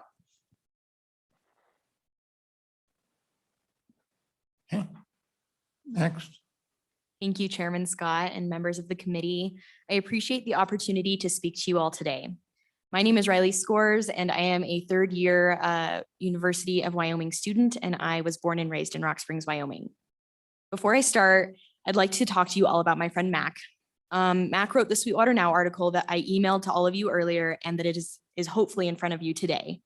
I hope that you have had a chance to read it, and if you haven't, I implore you to do so. Mac passed away last September, and in the previous March, they submitted that article to our local online newspaper. It is about why bills like this shouldn't pass. Again, I hope that you get a chance to read it. They were incredibly well-spoken and they were important. Like I said, my name is Riley Scores, and I am here to talk about a very real consequence of passing legislation like Senate File 51 that is outlined in my experiences and my future. I was born and raised in Rock Springs and attended school there until my high school graduation. I'm also a recipient of the Hathaway Scholarship now that I am a student at the University of Wyoming. I will graduate next spring with a bachelor's degree in speech pathology with the goal of completing my master's degree so that I can be a practicing clinician. I would not be who I am today if it wasn't for my education that the state of Wyoming paid for. What this means numbers-wise is that you and the state of Wyoming in general have dedicated around $165,000 to my K-12 education. I use data from the Wyoming Department of Education, Department of Revenue, and the State Board of Equalization to determine exactly how much money the state of Wyoming has invested in me. Just me. That's how much money it cost me to get through kindergarten all the way to graduation. You have also given me funds toward my college education and career goals. The unfortunate reality is that despite all of the money that you have invested into me and my education, and despite the fact that I am a fifth-generation Wyomingite on both sides of my family, the second I graduate from the University of Wyoming, I am leaving the state and I will never return. Why? Because of bills like this. Why would I want to stay in a state that repeatedly proves that they are not welcoming to LGBT people like me? The culture that we have created, the culture that Senate File 51 enforces and encourages, is not a culture that I want to live in. It is not a culture that is conducive to the values of young people. These are not values that I want my children to hold. So I am going to leave. I'm going to move to another state that hasn't invested a single dime into my education, and I'm going to do all of that while not having to worry about whether or not my transgender friends can participate in athletics. Wyoming is heading into an economic crisis for the books. Some say that we are already there.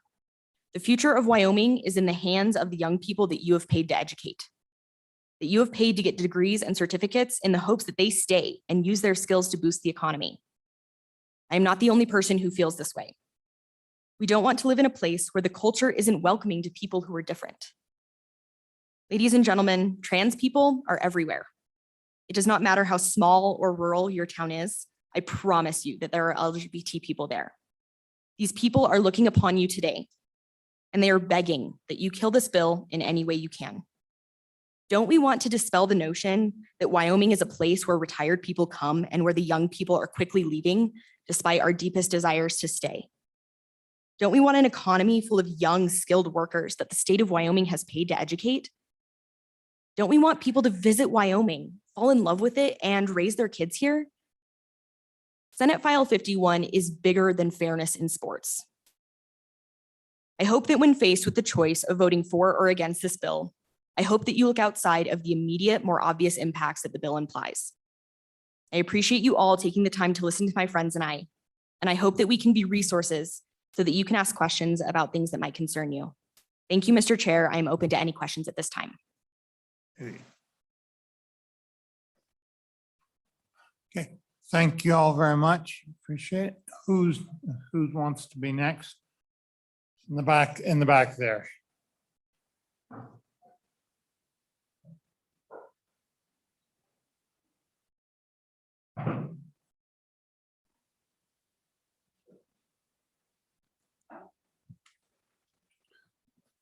Thank you, Mr. Chairman, members of the committee. My name is Deacon Mike Lehman, representing the Catholic Diocese of Cheyenne. Here to support Senate File 51. I want to begin by saying that Pope Francis has said that we need to stop cutting people off for whatever reason. No matter how difficult of a situation we or they might be in, we must try to remain in communication with one another. He also has repeatedly spoken about the importance of not casting away our children or other family members who identify as transgender. Bishop Bigler, who's our bishop in Wyoming, signed a letter from the Tyler Comlenti Foundation, which spoke strongly against bullying teens who identify as transgender. The letter also reminded them that they are made in God's image and that God loves them. One of the goals then for us is to try and convince people to keep the lines of communication open. Yes, even between Democrats and Republicans. Probably the most controversial thing I'll say this morning. This doesn't just happen, it takes real effort, but it also takes raising our awareness to the kind of thinking that destroys lines of communication. And I'll point to sort of the thinking behind the question a little bit, hopefully. There is this notion, and you will hear voices that say that when we try to pass laws like SF 51, the law's intent is to hurt children, to invalidate their experience, and that we're hurting vulnerable children. It's a very subtle claim, and I don't question those who say it. I think they believe that, but I would question the thinking behind that statement. It's a judgment statement, and it's not new. I shared several years ago, the Management Council gathered at the Jonah Building to examine how sexual orientation and gender identity language became part of a legislative conduct policy. I went there with no intention of testifying, but there in the hallway of the Jonah Building, a former senator, he was current then, looked at me and several other religious leaders standing in the hallway, and he said, "It looks like a lot of hate showed up today." I went from not wanting to testify to feeling like I had no choice. So I testified, and I said to the council that one of their members had said that. He eventually admitted saying it. The audio of that meeting is still archived. There were newspaper reporters in the room, but there was not a single printed word about that experience the next day. No mention of the irony that this was supposed to be a meeting about what constitutes appropriate legislator conduct. These kind of attacks on people's character for what they believe, they're non-starters.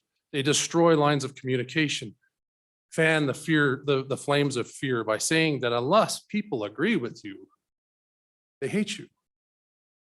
I represent a nonpartisan organization. We are in support of things like Medicaid expansion, repealing the death penalty, defending the unborn, defending women's sports. If I left the Capitol every night with internalizing the belief that unless I convinced everybody to think like I do, they must hate me, I wouldn't have the courage to come back the next morning. It takes effort to assume good intent on the part of others. It also takes mindfulness to realize that the people who benefit the most when we falsely accuse others of hatred are the people who really have hatred in their hearts. We just provide them with cover. Ad hominem is a powerful short-term strategy, but ultimately it undermines the very people we aim to serve. What they really need is a sense of belonging in a community. We don't do that by destroying lines of communication. SF 51 is not about targeting. It's about helping us think through what it's like to watch your daughters sacrifice time, energy to participate in the sport. It's about keeping the level playing field. And with that, I would stand for any questions, Mr. Chairman. You're up. Deacon Lehman, thank you for being here and thank you for your testimony. I do have a question, and I understand and appreciate the words, particularly at the beginning from Pope Francis that you laid out. And those words about making connections and trying to make sure that we're providing opportunity for everyone. The struggle I have then with the position that you've taken to support Senate File 51 is that it assumes that Senate File 51 is more empowering and more embracing and more open lines of communication than what we already have in place right now through the Wyoming High School Athletics Association, Activities Association, excuse me.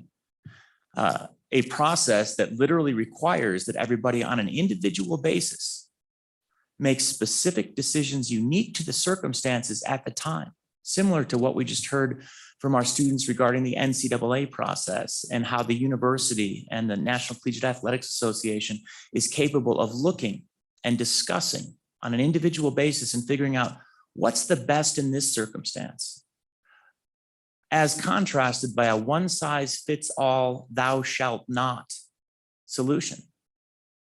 And I don't understand how you can have started off with the words of Pope Francis and ended up supporting this legislation when you have as an alternative the current system. So I'd ask, what do you see of value in this bill that isn't already better accomplished, even in light of the values that you bring and we've discussed on many occasions? And I am somebody who has spent a lot of time over the years chatting with you about a lot of these topics, and I appreciate it when you support me, and I'm always very disappointed when you don't. But what is it about Senate File 51 that is better than the way we do it now? Mr. Chairman, Senator Rothfuss, thank you. And I would say the feeling is mutual as far as supporting each other's position. I think what you're appealing to is what we call the principle of subsidiarity, allowing the local communities to make those decisions. But as the good chair pointed out, teams from all over the state, if we leave that discretion up to them, what if their interpretation is significantly different? And that's the policy, as I read it in the newspaper of the association, is that it's irrespective of the sex that is on your documents. It is up to your gender identity. Your community has one of the best women's swimming teams of probably all time. I watch them with a little bit of envy as my daughter competes against them. Well, what if another community has a completely different interpretation of your local school board? And suddenly this incredible coaching staff community, what has been built in your community is undermined by that. It does place significant emphasis on biology. And to us, that is sort of the drawing point. It doesn't mean, in my understanding of the bill, it's not saying you can't participate in sports. It solely prevents those who are born biological males from participating in biologically female sports. I don't know if that answers your question.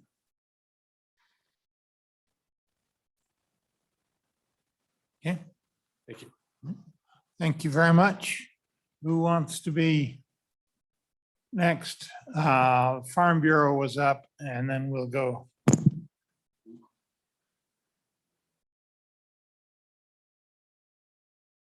Brett Mullane, Wyoming Farm Bureau Federation, in an attempt to be uncharacteristically brief. We'll say I support this bill based on my members' policy for the reasons outlined by the sponsors. A question, I don't know if this is the same type of discussion that we had when we decided to allow high school ladies to participate in sports. But one of the things that I will add is that we made a decision many, many years ago, way previous century, that we would have male sports, and it was important enough to add female sports. I'm assuming that was for several reasons. We had the numbers, we had the interest. One thing I don't see in this bill is that we don't preclude the ability from transgenders to have a team as well. I don't know if that was some of the same discussion that we had when we did the putting emphasis on female sports, but with that, Mr. Chairman, trying to be brief, not doing a good job at it, but I would sit for any questions. I will comment in partial answer to your thing. I think the real problem there may be numbers. that, as was said in testimony earlier, it's very rare. So, Very briefly on that, not that I think it's a good idea, but just to be clear, the bill would exclude it. So it would not be allowed under this legislation to have a fully transgender league or team or anything along those lines. That would be excluded by this bill as written. Mr. Chairman, Senator Rothfuss, perhaps that would be an easy fix to allow the transgender teams. I don't know. I'm just, I do bow to the knowledge of my very esteemed fellow citizen of Albany County. anything further, committee? Okay, thank you very much. Yes, there.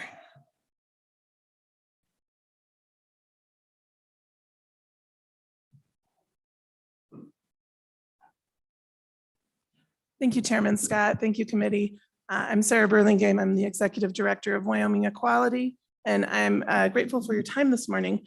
I have a handout. Our friends at Wyoming Counseling Association weren't able to make it. Can I?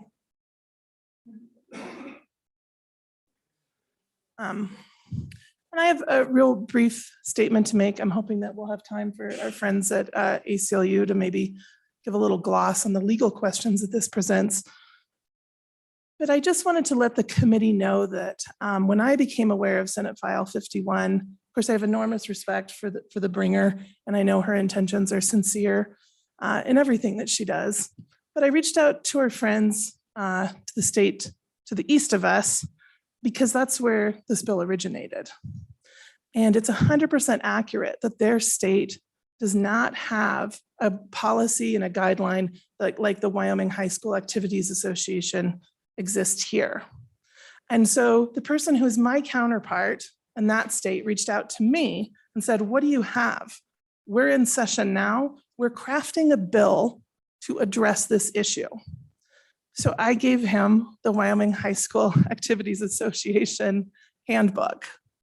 The state of Utah right now, I can't remember if I'm allowed to say Utah here or not. Okay, all right. Is currently using Wyoming's guidelines to craft theirs. And the reason they're doing that is because it works. And we know it's worked. It's worked for 8 years.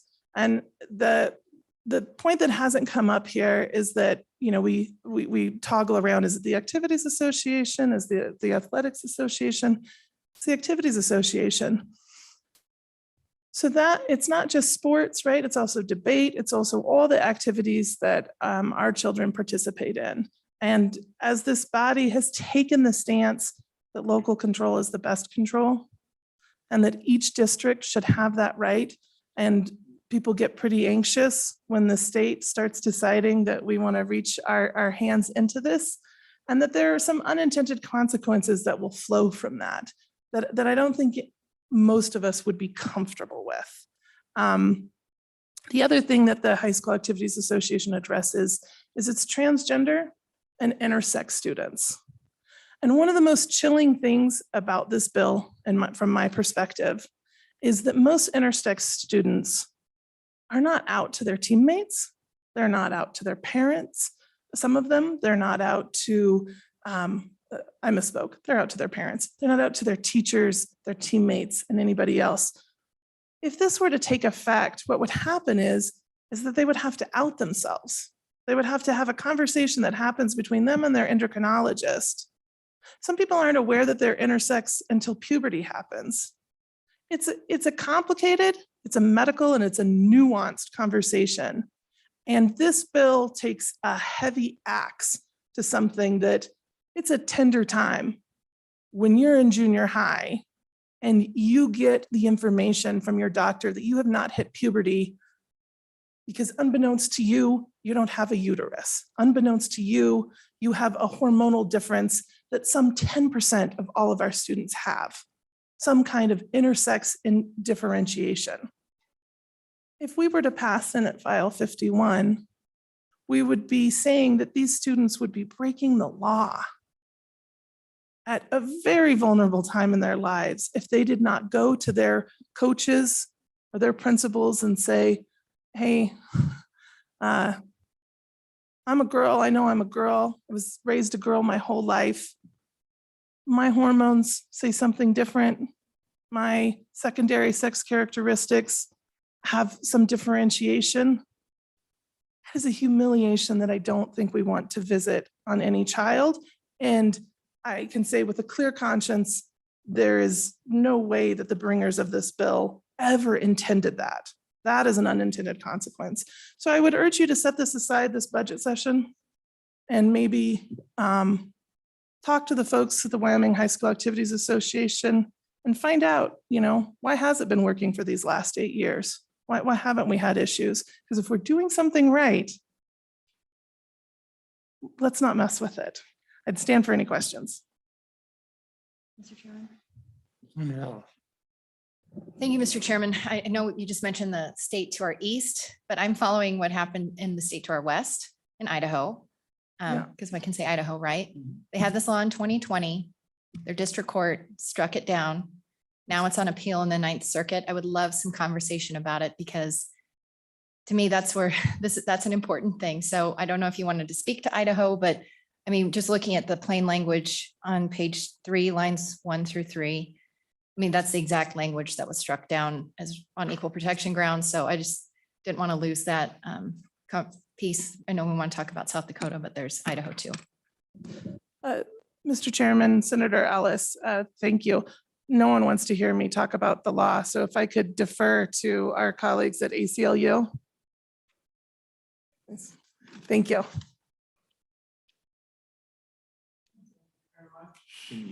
Who's the ACLU? Yeah, ACLU will ask you to come up next.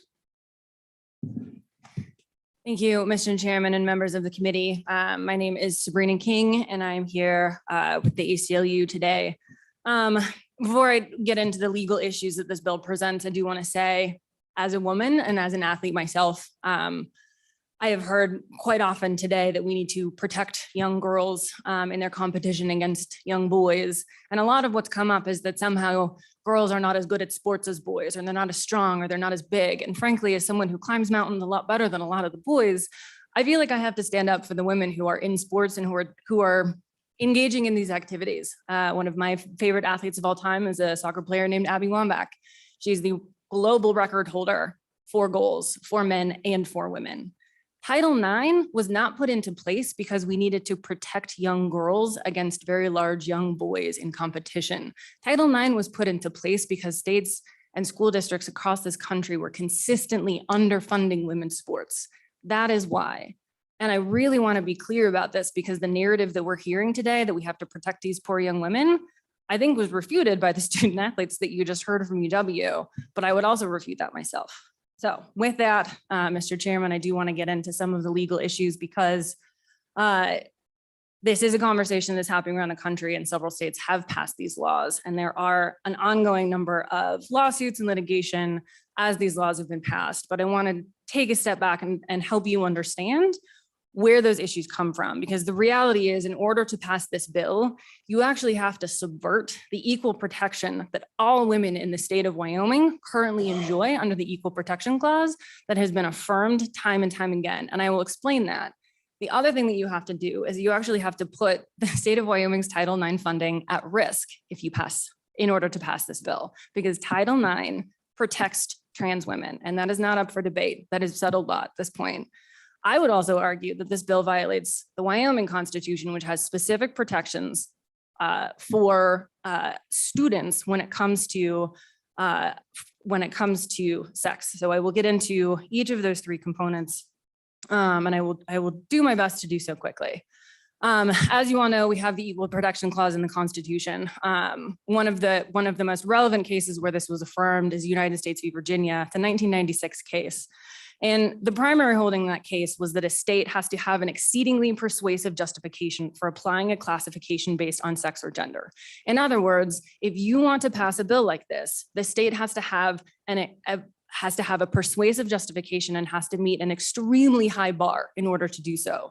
You've heard from the proponents of the bill today that this is not actually a problem in Wyoming. Not only that, we already have a policy that is in place. There is no compelling reason for the state to pass a law that has a gender has a classification based on gender or sex, this is not an issue in Wyoming. So you immediately run into not actually meeting the bar for having a sex-based classification in law.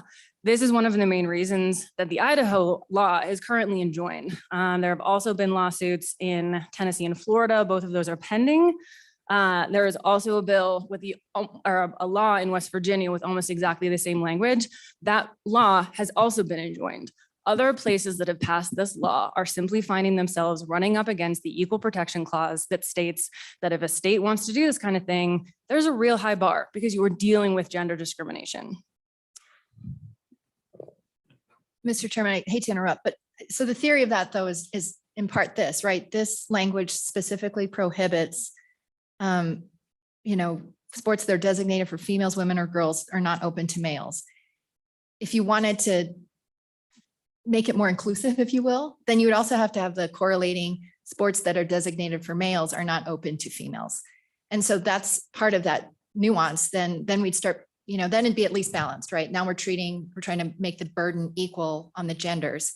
But when we do that, then all of a sudden we're precluding, women who want to play, football and, be kickers and all those kind of things. So that's where this gets a little tricky. And I just want to make sure I'm understanding that point a little bit, is that's where the burden, that's where it's unequal in the law, correct?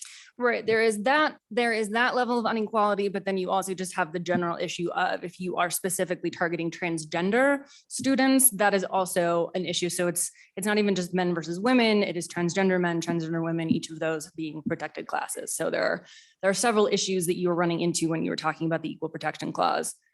Sum up very briefly, we're about to run out of time. My entire testimony, Mr. Chair? Yeah, we're literally, okay, we're going to cut it off right there. We've got 3 minutes to be up to the session. So we're out of time. We've got another bill next time too. We'll carry this over. I'm considering not opening it again to public testimony. This is just a budget session and the trouble we get into there. Mr. So, Chairman, we're adjourned. just on that point briefly, I hope if we are going to move this bill forward, that we'll take thorough and robust public testimony, and I want to hear the rest of the legal arguments from Okay, we'll ACLU. see what we can If we're not arrange, going to do but that, that's I'm fine. not going to tolerate a filibuster of the bill. I don't think it is. I think it's a passion, but okay. Thank you, everyone.